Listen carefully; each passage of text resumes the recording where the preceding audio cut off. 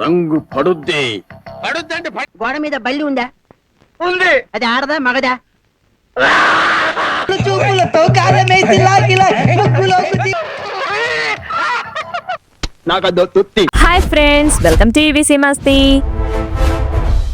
ఆయన మంచి హాస్యానికి చిరునామా. ఆయన్ని తలుచుకోగానే మనకు తెలియకుండానే పెదాలపై చిరునవ్వులు చిందుతాయి. ఎన్ని బాధల్లో ఉన్నా చిటికలో మనసు ఉల్లాసభరితమవుతుంది, ఉత్సాహం ఉరకలెత్తుతుంది. ఆయనే ఆమంచి వెంకట సుబ్రహ్మణ్యం గారు అలియాస్ ఏవిఎస్ గారు. మిస్టర్ పెళ్ళాం సినిమాలో నాకదో తుత్తి అనే మేనరిజం చేసిన ఆయన ఘటోద్గచుడు సినిమాలో రంగు పడుద్ది, శుభలగ్నం సినిమాలో గాలి కనబడుతుందా వంటి డైలాగులతో ప్రేక్షకులకు మరింత దగ్గరయ్యారు. క్యారెక్టర్ ఆర్టిస్ట్ గా, నిర్మాతగా, దర్శకుడిగా చిత్రసీమలో తన ఉనికిని బలంగా నిరూపించుకున్నారు. ఈ వీడియోలో మనం ఏవిఎస్ గారికి ఆ పేరు ఎలా వచ్చింది, ఆయన కుటుంబ నేపథ్యం, పత్రికా పాత్రికేయుడుగా ఉన్న ఆయన సినిమాల్లోకి ఎలా వచ్చారు, వారి వారసులు ఇప్పుడేం చేస్తున్నారు, బ్రహ్మానందం గారితో ఉన్న గొడవ ఎలా సద్దుమణిగింది, ఆయన పుట్టిన ఊరైన తెనాలికి గుర్తింపు తేవటానికి ఆయన చేసిన కృషి ఏంటి, కాళీయ మార్పిడి తర్వాత కూడా ఎందుకు సినిమాలు చేయాల్సి వచ్చింది వంటి అనేక ఆసక్తికరమైన విషయాలు ఈ వీడియోలో తెలుసుకుందాం. సో స్కిప్ చేయకుండా వీడియో చివరి వరకు చూడండి ఫ్రెండ్స్. ముందుగా ఏవిఎస్ గారి కుటుంబ నేపథ్యం గురించి తెలుసుకుందాం. ఏవిఎస్ గారి పూర్తి పేరు ఆమంచి వెంకట సుబ్రహ్మణ్యం. ఈయన జనవరి 2, 1957న ఆంధ్రప్రదేశ్లోని గుంటూరు జిల్లా తెనాలిలో జన్మించారు. వీరి తండ్రి గారు వీరరాఘవయ్య, తల్లి శివకామేశ్వరి. ఏవిఎస్ గారికి 7 అన్నదమ్ములు, 3 అక్క చెల్లెళ్ళు ఉన్నారు. వీరి కుటుంబ వృత్తి అర్చకత్వం. అయితే అందులో నుంచి ఆయన ఒక్కరు మాత్రమే బయట వృత్తిలోకి వచ్చారు. వీరు పుట్టిన ఊరైన తెనాలి ఓ చిన్న పట్టణం. ఆ పల్లెటూరి వాతావరణం అంటే ఏవిఎస్ గారికి ఎంతో ఇష్టం. ఆయన తెనాలిలో ఎక్కువగా కాలువగట్ల దగ్గర ఆడుకునేవారు. బాల్యం అంతా ఆడుతూ పాడుతూ కొనసాగింది. అక్కడ సాంస్కృతిక వాతావరణం ఆయనకు సినిమాల పట్ల ఆసక్తిని రేకెత్తించింది. బాల్యం నుండే సరదాగా మాట్లాడడం, ఇతరులను నవ్వించడం ఈయన సహజ గుణాలుగా మారాయి. ఏవిఎస్ గారు విఎస్ఆర్ కళాశాలలో డిగ్రీ పూర్తి చేశారు. కాలేజీలో ఫ్రెండ్స్ తో చాలా సరదాగా ఉండేవారాయన. పాతతరం నటినట్ల నుండి అప్పటి కాలేజ్ ప్రిన్సిపల్ వరకు అందరి వాయిస్లను అవలీలగా ఎంతో చక్కగా మిమిక్రీ చేసేవారు. అది చూసిన కళాశాల లెక్చరర్స్ నఫీజుద్దీన్ ఇంకా ఎండి సౌజన్య గారు వారు రాసిన నాటకాల్లో ఏవిఎస్ ను నటించమని అడిగారు. అలా ఆయన కాలేజ్ డేస్ లోనే రంగస్థల ప్రవేశం జరిగింది. చదువుకునే టైంలోనే రసమయి సంస్థను రూపొందించి నవరస ప్రదర్శనలు ఏర్పాటు చేశారు. నాటకాల్లో ప్రతిభ ఉన్నవారిని, ఆసక్తి ఉన్నవారిని ఆ సంస్థలోకి ఆహ్వానించేవారు. ఆ తర్వాత మిమిక్రీ కళాకారునిగా కూడా చేస్తూ ఉండేవారు. డిగ్రీ పట్టా పొందాక ఉద్యోగ ప్రయత్నాలు మొదలుపెట్టారు. అప్పట్లో ఈనాడు పత్రికకు పోటీగా ఉదయం పత్రికను ప్రారంభించారు. అందులో ఏవిఎస్ గారికి మంచి ఉద్యోగం దొరికింది. దొరికిన ఉద్యోగాన్ని నిబద్ధతతో కొనసాగించారు. అలా చేస్తూ పత్రికా రంగంలో మంచి జర్నలిస్ట్ గా పేరు తెచ్చుకున్నారు. ఓ పక్క ఉద్యోగం చేస్తూనే లలిత కళా సమాఖ్య పేరిట పట్టణానికి చెందిన పలువురు ప్రముఖుల సహకారంతో చిత్ర పరిశ్రమ, కళారంగంలోని మహామహులతో ప్రదర్శనలు ఏర్పాటు చేసి సత్కారాలు, సన్మానాలు నిర్వహిస్తుండేవారు. శారదా కళాపీఠం, నాగకళామందిర్ వంటి సంస్థలతో పాటు పలు నాటక ప్రదర్శనలు ఇప్పించేవారు.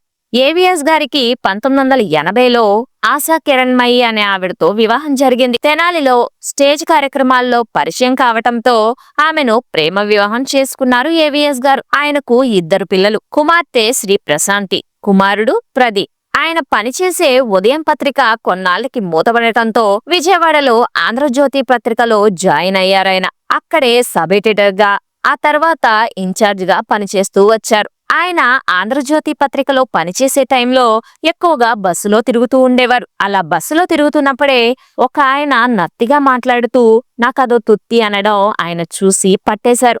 చిన్నప్పటి నుండి ఆయనకి మిమిక్రీ చేయటం అలవాటు ఉండటంతో ఆ డైలాగ్ ను ఆయన స్టైల్లో మిమిక్రీ చేసి ఆయన చేసే షోస్ లో చెప్తూ ఉండేవారు. చంద్ర సిద్ధార్థ శర్మ అనే ఆయన ఏవిఎస్ గారి మిమిక్రీని చూసి ఎంతో అభినందించారు. ఆయన మరెవరో కాదు, ఏవిఎస్ గారి కొలీగ్.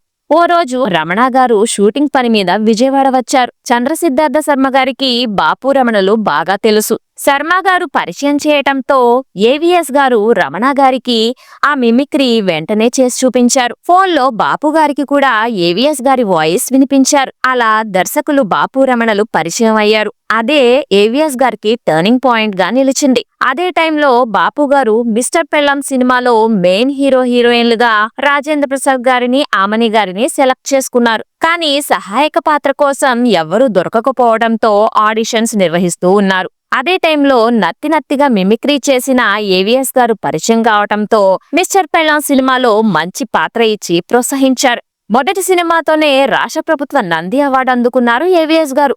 ఆంధ్రజ్యోతిలో పాత్రికేయుడుగా కెరీర్ ప్రారంభించిన ఏవిఎస్ గారు మిస్టర్ పెళ్ళాం సినిమా ద్వారా సినీ రంగ ప్రవేశం చేశారు. మిస్టర్ పెళ్ళాం సినిమా కంటే ముందుగా బాపు గారు ఎన్టీఆర్ నిర్మించిన శ్రీనాథ కవి సార్వభౌముడు సినిమాకి దర్శకత్వం వహించాల్సి ఉంది. కానీ ఎన్టీఆర్ గారు పాలిటిక్స్ లో బిజీగా ఉండటం వల్ల ఆ సినిమాని పక్కన పెట్టి మిస్టర్ పెళ్ళాం సినిమా మొదలుపెట్టాక ఎన్టీఆర్ గారు మళ్లీ డేట్స్ ఇవ్వటంతో శ్రీనాథ కవి సార్వభౌముడు మొదలుపెట్టారు బాపు గారు. అయితే అప్పటికే మిస్టర్ పెళ్ళాంలో ఏవిఎస్ గారి నటన చూసిన బాపు గారు శ్రీనాథ కవి సార్వభౌముడు సినిమాలో ఎన్టీఆర్ గారి పక్కన ఒక పాత్రకి అవకాశం ఇచ్చారు. అయితే ముందుగా విడుదలైంది మాత్రం మిస్టర్ పెళ్ళాం సినిమానే. తన మొదటి చిత్రానికే నంది అవార్డును సొంతం చేసుకున్నారాయన. మిస్టర్ పెళ్ళాం సినిమాలో నాకదో తుత్తి అనే పదంతో ఆయన పేరు తెలుగు ప్రేక్షకులకు సుపరిచితమైంది. ఆయన పలికిన ఆ డైలాగు అప్పట్లో ఎంత హిట్టో వేరే చెప్పనవసరం లేదు. 1993లో విడుదలైన మిస్టర్ పెళ్ళాం సినిమా ఘన విజయం సాధించడంతో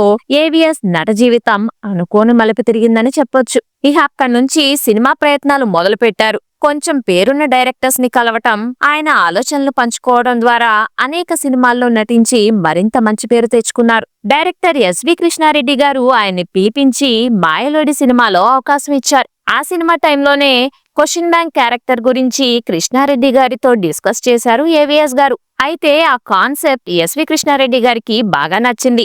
కానీ ఈ సినిమాలో కాకుండా మరేదైనా సినిమాలో వాడుకుంటాను, ఎవ్వరికీ చెప్పొద్దండి అని అడ్వాన్స్ ఇచ్చారట ఎస్వి కృష్ణారెడ్డి గారు. ఆయన మాయలోడు సినిమా తర్వాత యమలీల సినిమాను కూడా తీశారు. అందులోనూ ఏవిఎస్ గారికి అవకాశం ఇచ్చారు. కానీ ఆ క్వశ్చన్ బ్యాంక్ క్యారెక్టర్ ని అందులో కూడా పెట్టలేదు. తర్వాత ఆయన శుభలగ్నం సినిమాని డైరెక్ట్ చేయగా అందులో ఆ క్వశ్చన్ బ్యాంక్ క్యారెక్టర్ ని ఏవిఎస్ గారికిచ్చి పాత్ర పండేలా చేశారు. అదే గోడ మీద బల్లుందా, అది మగదా ఆడదా అనే క్యారెక్టర్.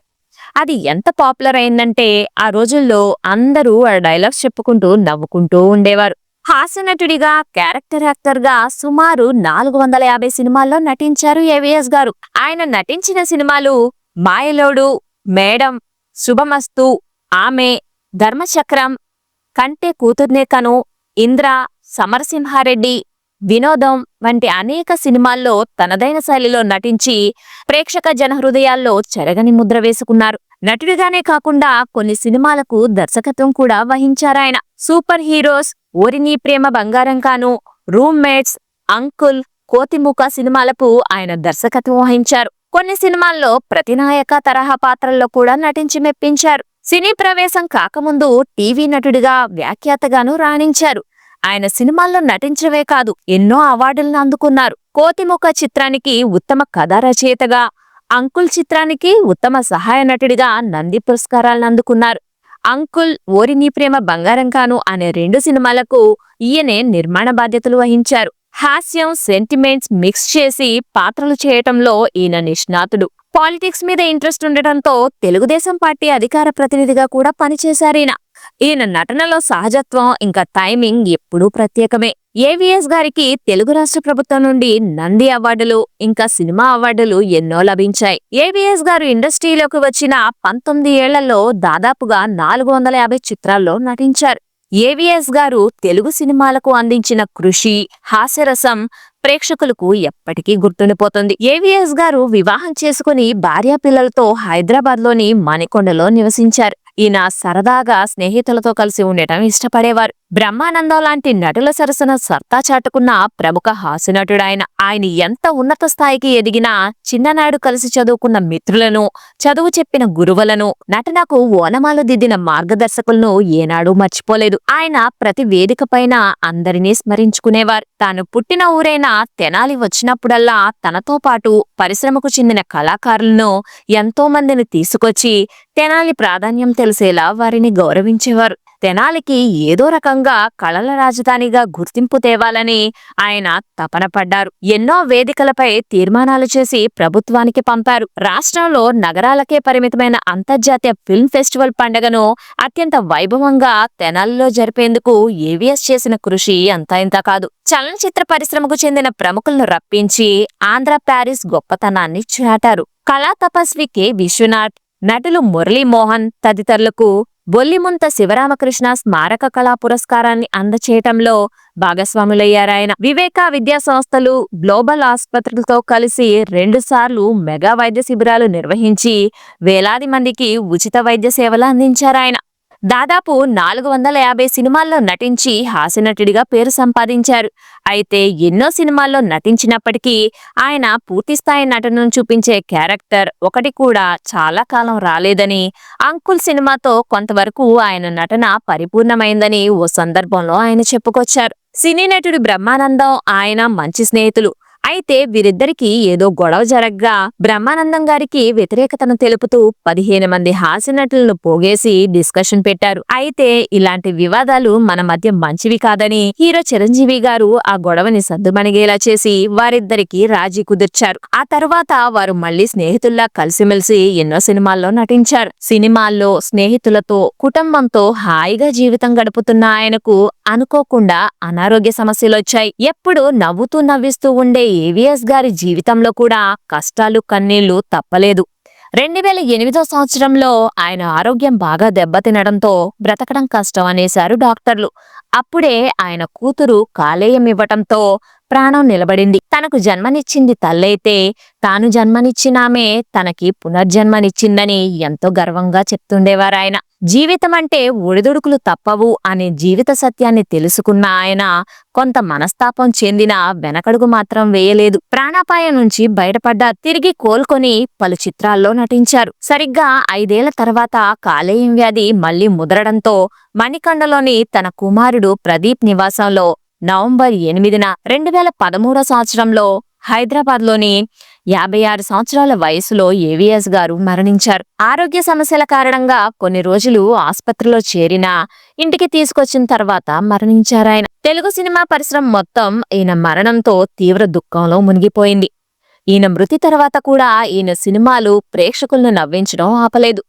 అయితే అందరూ ఆయనకు చెడు అలవాట్లు ఉన్నాయని, అందుకే ఆరోగ్యం పాడు చేసుకున్నారని అనుకుంటూ ఉంటారని, కానీ ఆయనకు ఏ దురలవాట్లు లేవని, ఆయన కనీసం మాంసాహారం కూడా తినరని, చిన్న వయసులోనే చక్కెర వ్యాధి రావటంతో దాని ప్రభావం వల్ల తర్వాతి కాలంలో లివర్, ఆ వెంటనే కిడ్నీ, హార్ట్ ఫెయిల్ అయ్యి మరణించారని వారి అమ్మాయి ఓ సందర్భంలో చెప్పుకొచ్చారు. ఏవిఎస్ గారు నటించిన చివరి చిత్రం పవిత్ర. ప్రస్తుతం ఏవిఎస్ గారి కూతురు, అల్లుడు సినీ పరిశ్రమలోనే కొనసాగుతూ ఉన్నారు.